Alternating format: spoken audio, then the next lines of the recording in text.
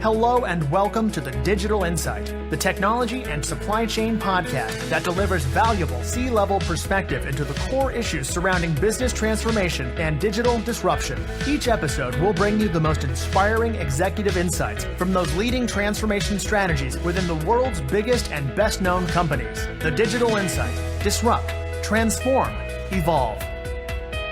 Welcome to the Digital Insight, the official podcast series for CPO Strategy and Interface magazines. This week, we bring you part 3 of a 6-part supply chain masterclass with Frank Vorrath, Executive Partner of Supply Chain at Gartner. Our discussion today focuses on how to build a supply chain excellence operating system, one that's enabled by a center of excellence. So Frank, welcome back. Thank you for inviting me again to talk about an important topic as building end-to-end supply chain capabilities, which you could actually see in building a supply chain excellence operating system. Now, the reason why I feel that it's an important topic is that now, by looking into the market and also based on my own experience and expertise, I see that there are still many companies struggle to make long-term commitments and really to balance between the uncertainty on short-term financial performance and long-term investments to build better capabilities. And now for many years there has been continuous improvement initiatives being around, standardization of processes and all these good things, but really to taking it to the next level of building truly end-to-end capabilities. And we're talking about building something which creates more sustainable business performance and results.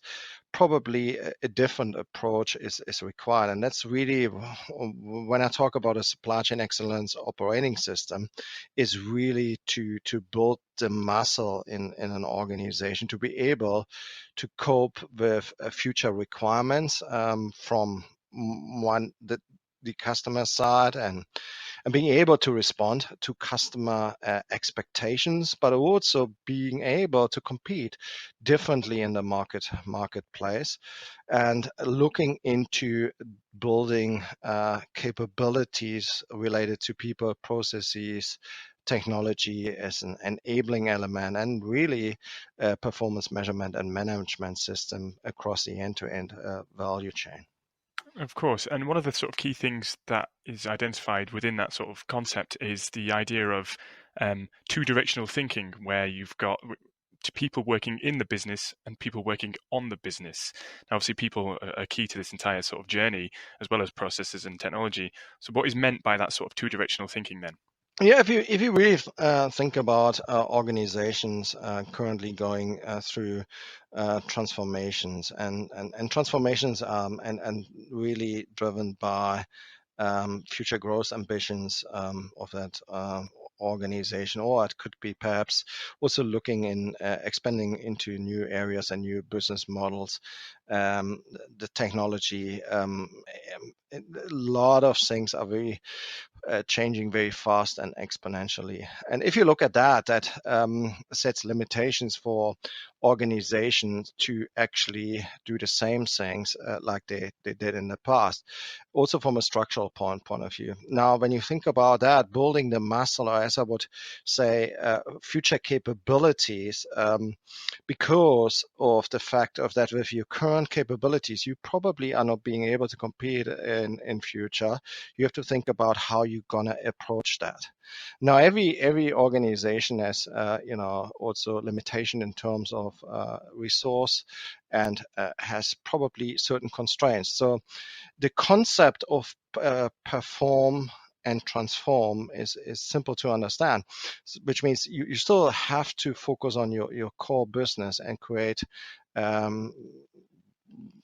results and good performance, while at the same time you have to transform. And the concept is almost like if you think about sports, running a sprint and running a marathon at the same time. So if you think about, you can do that exactly with the same setup and structure you have without of maybe investing in potentially a different structure of center of excellences, then probably it's stretching your current resources to a limit.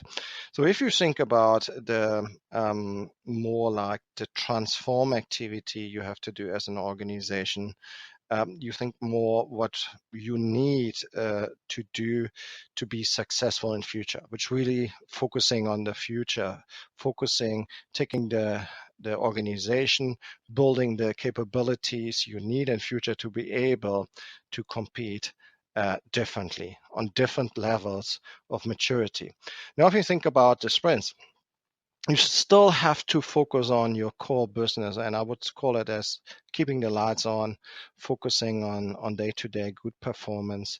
And also you need to somewhere think about what enables you to perform day-to-day, running these sprints, making sure you keep and stay focused on delivering performance and results to your business and to your customers as well, meeting their objectives and meeting their needs, but also transforming the organization at the same time and building the new muscles you need in future related to the capabilities. So that's really what I mean with the two directional thinking. And also when you think about that, when you set yourself up to be able to perform and transform, and have the activities aligned to that, you could find yourself in a position to accelerate, which means great companies do probably three things.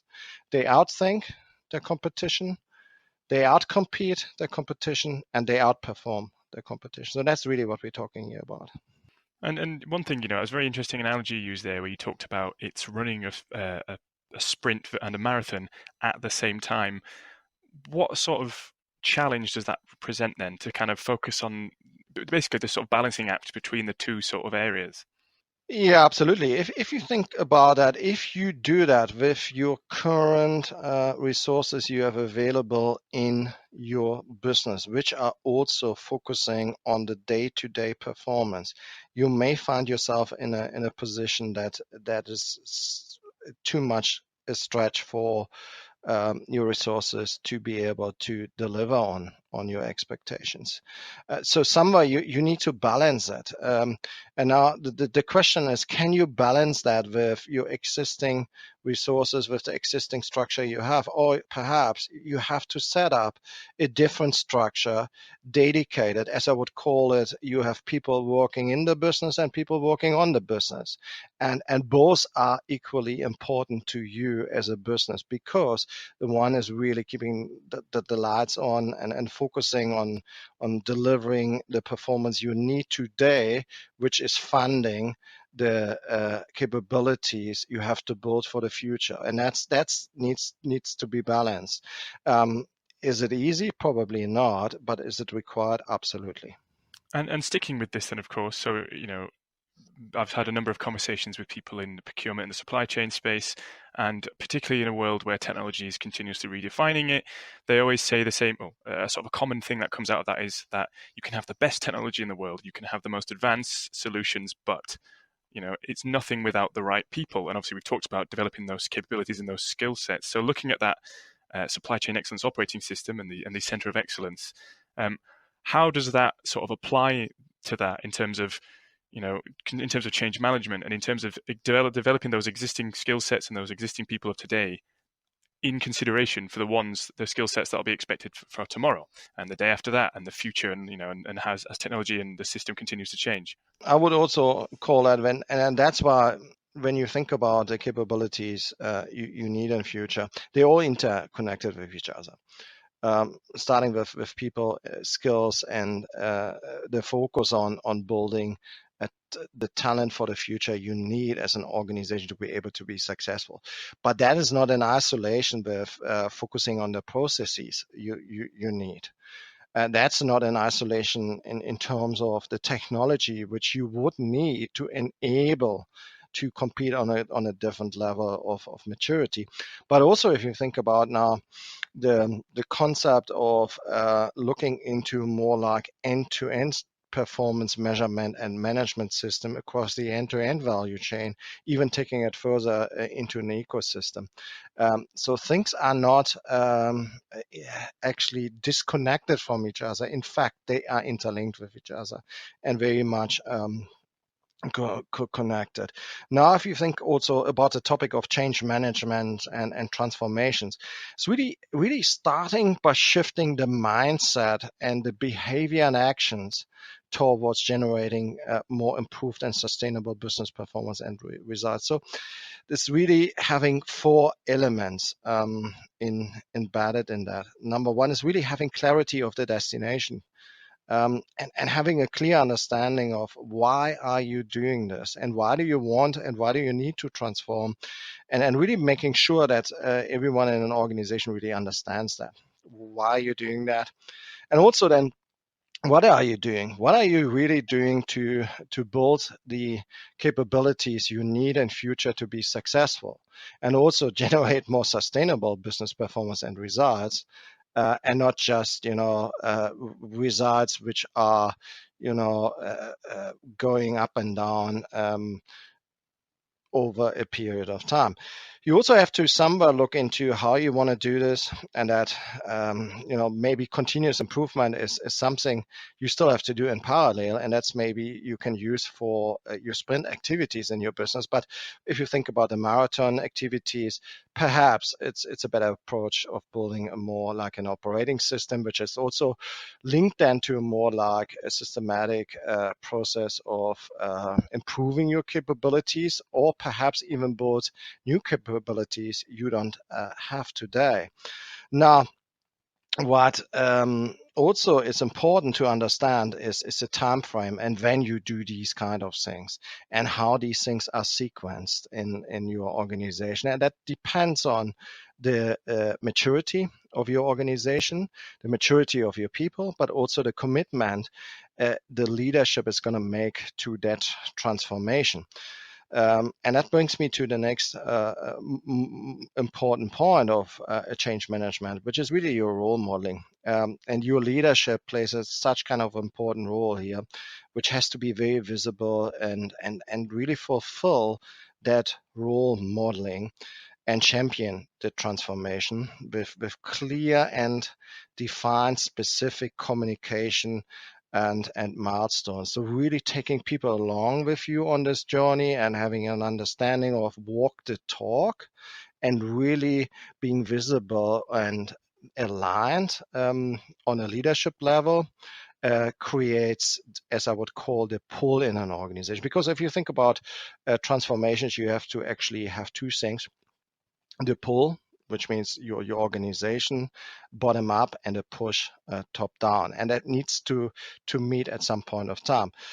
But also the next really enabler to be successful in a transformation is organizational capabilities. So when I talk about capabilities, I also have to think about the resources I need, the financial commitment an organization and a business has to make to transform, because we're also talking, probably dependent on the maturity of that organization, about investments. And sometimes you have to be able to invest first to generate the benefits later on.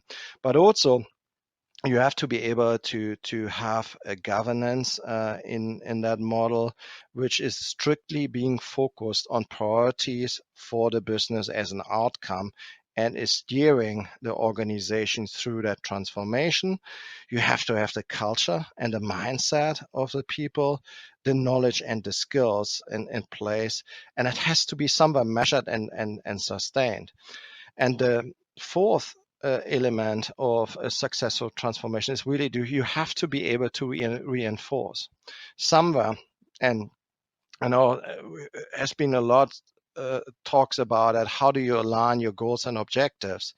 But here we talk about how do you align your goals and objectives and your incentive structures on the 2 important activities, which I have explained before: perform and transform in a balanced way. So not just incentivizing generating results today, but also incentivizing, transforming the organization to be able to compete in future. And that's somewhere being aligned into that. So as you can see, when you talk about really transforming a business, it's not just continuous improvement. It's building an operating system, considering what drives change, creating push and pull in an organization, and really with the mindset of the future to improve, as well as building the muscle, as well as creating sustainable business performance and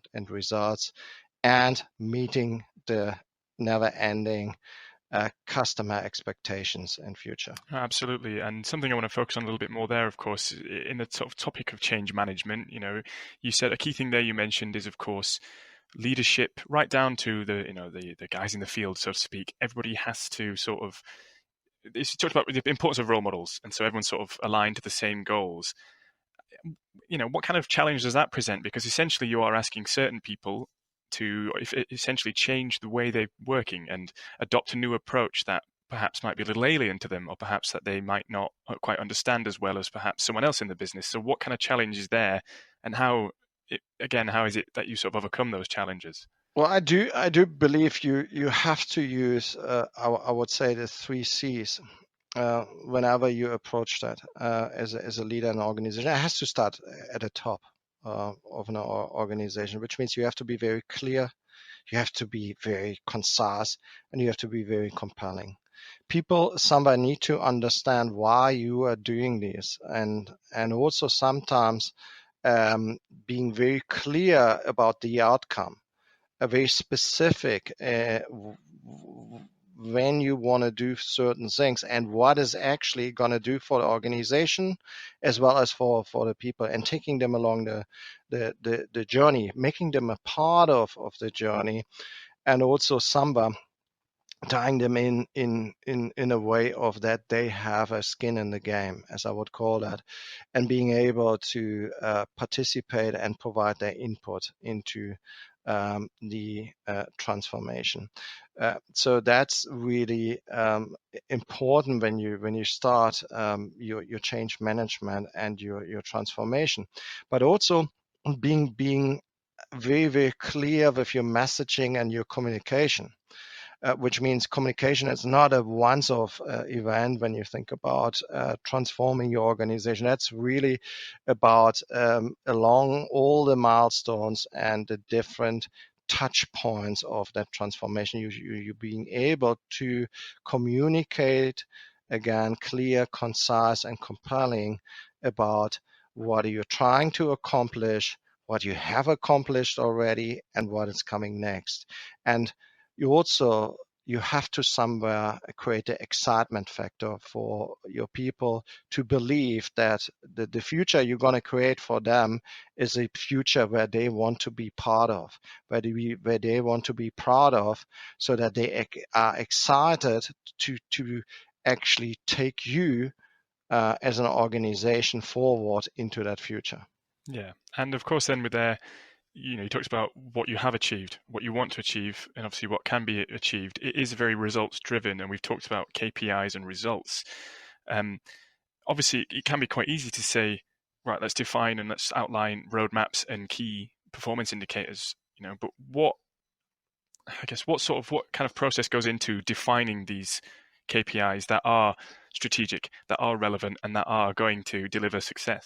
Every organization has already a lot of metrics and a lot of KPIs. Sometimes you wonder if there are not so many metrics around and KPIs. So again, here, be clear and focus on what matters and what matters most, and be sure that you keep that also somewhat simple, and there's a way of saying keep it simple and stupid, but keep it on a level of where people really understand what you're trying to accomplish. Tie it back to your customers and what you're trying to accomplish there in terms of creating and competing on different levels of customer service, tied back to customer experience, which is important for any business now to consider and figure out what it means for them, as well as for the rest of their ecosystem trading partners, and then figure out how do you communicate different metrics which are important to you as a business, which could be uh, related to financial performance from a top line, bottom line returns perspective, but make sure also to explain what it means being in a growth company, in a growth environment, and why do we need to grow?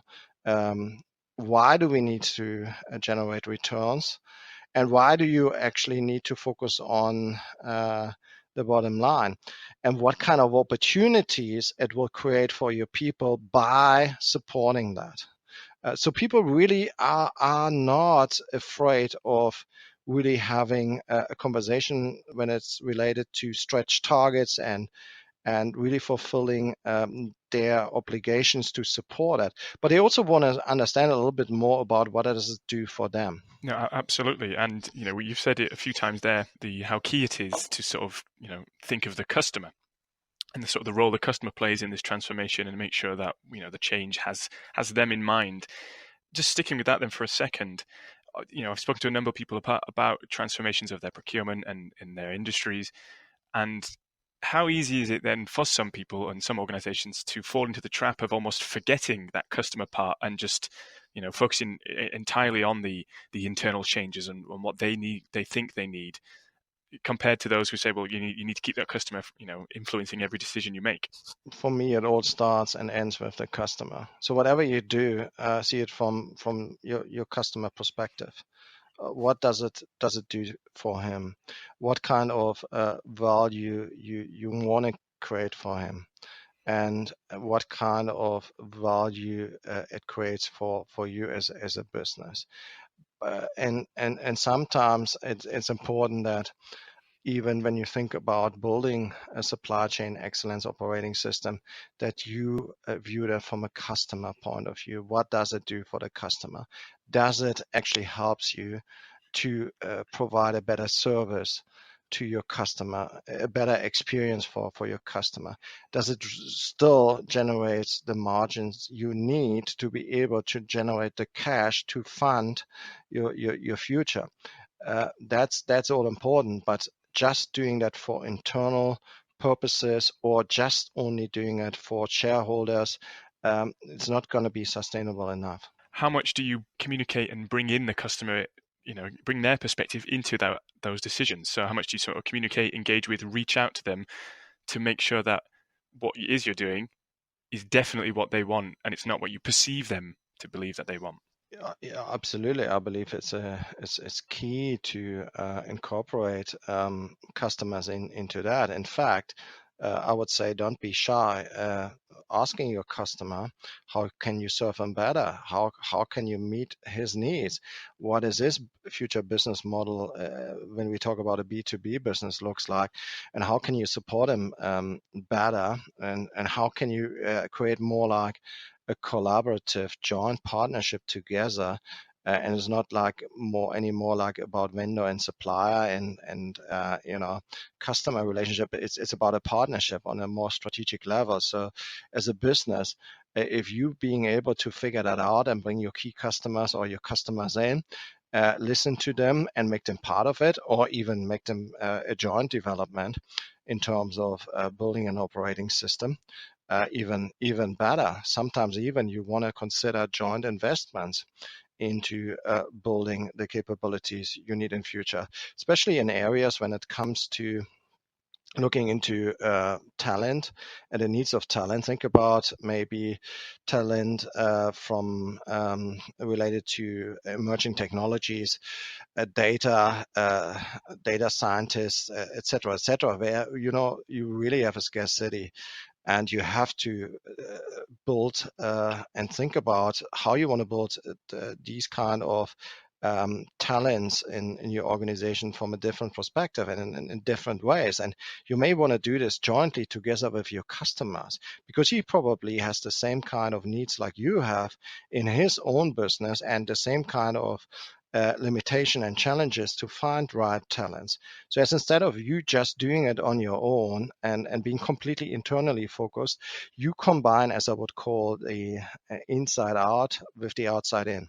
And key in that is your customer or your customers. No, absolutely. And another key point then, of course, that we've touched upon briefly is technology, and obviously procurement and the sort of supply chain and procurement space, is very digital these days, and it's continuously evolving, and technology is completely redefining it, at an increasingly rapid rate. How important then is it to develop an end-to-end supply chain IT strategy and technology roadmap, so that the technology and the procurement transformation are aligned and are going together along the same journey? From our perspective, you have to have an end-to-end view on your technology. Technology can't be seen in isolation with what you are trying to accomplish from a strategic objectives of your business, related to the value proposition you have. Now, if you think about technology and really like digitalization, you can take it from two angles really, and that's what I'm seeing currently happening in the marketplace. On the one side, you see companies are focusing and creating new business models through digitalization, and that's really related to their products and services, and new business models, is instead of selling your products and devices, maybe selling outcomes and solutions. Now, from on the other side, you see a lot of activities in terms of digitalization in the end-to-end supply chain. And these two things are actually connected with each other. But we also know that 70% of actually the initiatives currently in the marketplace with companies are disconnected. So if you think about what technology does for you, is probably creating new business models, probably using data to access and to provide insights to your business for better and informed decision making. But also you could think about data in terms of monetizing the data and creating new business models. But also when you think about technology, what it can create from your business process optimization point of view, and here comes where automation plays a role. It can create for your organization a new level of maturity in terms of efficiencies. And that's where also a lot of companies are focusing on, and where they bring in new technologies, piloting new technologies, because they want to figure out if there are business benefits in terms of efficiencies and productivity they can introduce to their business, competing with new capabilities, automating processes, reducing time, reducing error, reducing cost, and also increasing the efficiencies they have in their business. So now to be able to do that, you need to have a blueprint. You have to have an understanding of where you're at currently with your technology landscape and your applications, and also where you want to grow in future. And then you have to have an understanding of what you perhaps need to replace, perhaps migrate to another advanced technology platform, and also where you may don't need to invest because it doesn't drive value for you and your customers. And I think that brings up an interesting point where, there are so many different technologies, and you've talked about automation. There's blockchain, there's IoT. These are sort of key technologies that are defining not just obviously procurement, but all types of industry and all areas of business. You talked about obviously needing a blueprint and obviously needing and piloting some to find the value there. But have you ever seen in your experience some organizations or some companies investing just because they are worried about falling behind, rather than investing because actually there's value there? I believe sometimes there is a bit of a hype there in certain organizations, and maybe the hype comes also in a way of that a lot of not enough knowledge exists about potential emerging technologies, which are coming through more and more. Now, what I've seen also that organizations having a bimodal approach, and they having piloting around it, and that there is a funding available in an organization just to pilot around technologies and figure out if that actually generates benefits going forward without actually making a commitment to implement that. Now that's approach of, if a business is able to afford that, then maybe that's a good way of figuring out if there are benefits before you really go big bang and you implement it across your whole entire organization. So that's the one approach. The other approach is really going through a systematic process of evaluating what is out there, and then map that against your value proposition, against what you're trying to accomplish, and then see if that really would meet your requirements before you investing into that. I think generally organizations probably are quite mature when it comes in terms of making their investment decisions. Now, sometimes there's also a question of affordability and where you actually invest.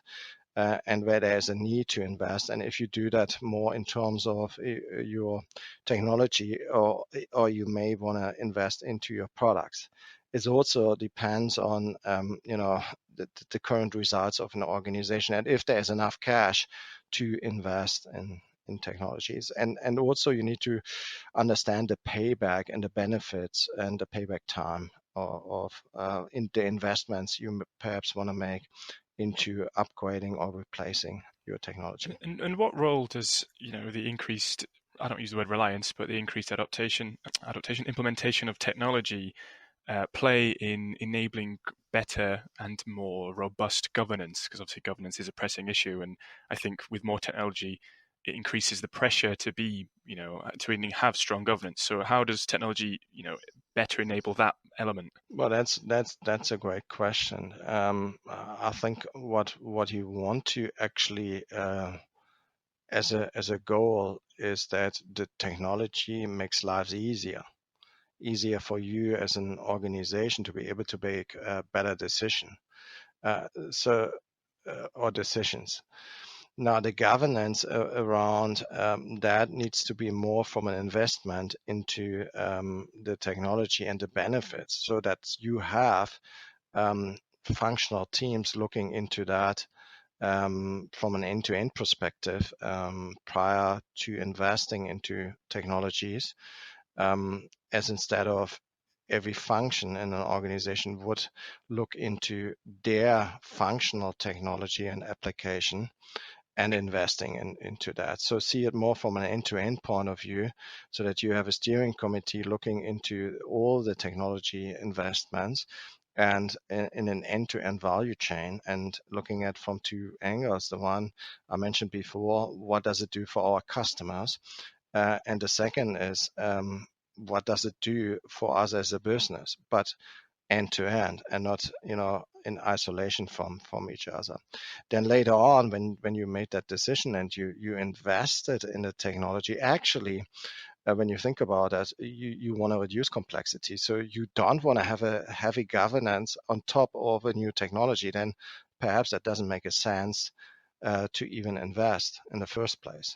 That's an actually fantastic point. And going back a few steps then, and looking more at the idea of a center of excellence, looking through the notes and obviously what you've shared with me, can you give me a bit of a brief then overview of the sort of overall journey of this kind of center of excellence system, where it starts with developing infrastructure, building supply chain excellence capabilities, and then of course reaching a stage where that supply chain excellence is woven within the organization's DNA? Yeah, absolutely.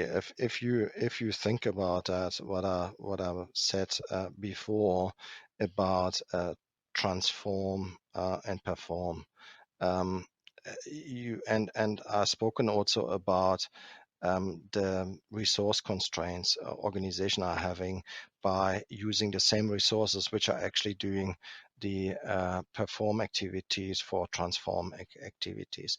So that now I believe has been recognized in the market widely, and you have seen over the last couple of years more and more organizations actually building center of excellence.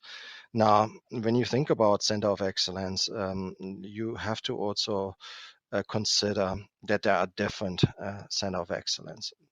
Now, you could have a functional center of excellence where you just focus on building the maturity in certain areas of your supply chain. It could be, as an example, in the planning area where you have an S&OP, sales and operation planning center of excellence. You could also have a logistics center of excellence. You could have other center of excellence like a manufacturing center of excellence. But if you now think about using an end-to-end approach, you may consider a different setup, and you consider a way to design your center of excellence, which is aligned with the main activity across your whole value chain. Which means if you a manufacturing organization and a supply chain organization, procurement, etc., you would organize your center of excellence in a way of that you incorporate the strategy element into that, and you could say, I need a supply chain strategy element of my center of excellence. You may want to consider supply chain planning as being part of it. You want to consider procurement excellence into that, manufacturing excellence, supply chain excellence. You want to consider supply chain compliance, a very, very big topic, especially now in times where we talk about trade barriers and certain restrictions in there. You want to think and consider about supply chain performance from an end-to-end point of view. You want to think and consider about technology and digitalization and data, what you want to do, and perhaps going to set up your center of excellence also in a way to incorporate that kind of skills in there. And you want to also consider the talent development aspect of that, and some the idea of truly an supply chain academy, an end-to-end supply chain academy. So my point here is there are different ways of structuring a supply chain excellence center of excellence. Now, dependent if you look at your supply chain from an end-to-end point of view, and if you want to build capabilities end-to-end or functional. So that's a choice an organization can make. My preference, my recommendation would be always, if a business can afford it, focus on end-to-end rather than just functional. Because if you just focus on functional excellence, again, your integration and collaboration across the different functions might be a bit of a challenge. One thing that is apparent throughout all of our discussion this morning is that it's a lot of sort of looking to the future, but also focusing on the here and now, so that you're ready for that. You're ready for tomorrow today, but you're also at a strong level today. And obviously, with these sort of transformations and these journeys, there is, I don't want to use the word an end point, but there are obviously key goals and key timelines to work towards. But how important is it to recognize and to factor in that, yes, you might have a 3-year plan, but once you get to that third year, you don't just stop. You may have achieved all you want to achieve, but it doesn't end there. That the day after that third year, you may have to embark on another journey. It's continuously evolving. So how important is it to factor that into these sort of transformations? From our perspective, excellence is a moving target. So you always have to work on that. You're never done. Also, supply chain excellence is means to an end, and end being improved sustainable business performance and results. So if you really think about your plan of a transformation, does it stop after 3 years? No, it's not going to stop. You have spoken before about the different stages along the journey, and when you build your roadmap, and depending on your maturity and the foundation layers you have in an organization, that's the starting point, and it may take you a bit of time to actually build that foundation. It's dependent on the structure. I've spoken about the center of excellence, the investment commitment of an organization to be able to build that center of excellence. Now also the way how you structure that, the way you understand what your current as is in terms of your capabilities, and you could use a maturity capability assessments to determine your as is, but also to determine your future to be. Now you will understand your gaps, and then you have to actually deploy and build the capabilities you need in an organization. That will take time, dependent on the complexity, dependent on your approach in terms of your geographies. If you have a global approach, a regional approach, that will all take time and effort and patience by the leadership. And you also have to consider that you somewhere have to generate, I would call it pay-as-you-go benefits for your organization to be able to fund that transformation going forward. And what you're hoping is at some point of time, when you had enough momentum, excitement, and generated the results, also it's building a culture and a DNA. And that is probably the longest part of a transformation, which is never ending. Because if you think about that from a leadership point of view, when you build that and you build with your team an operating system, you want to build something which is sustainable and not dependent on you as a leader or dependent on your team.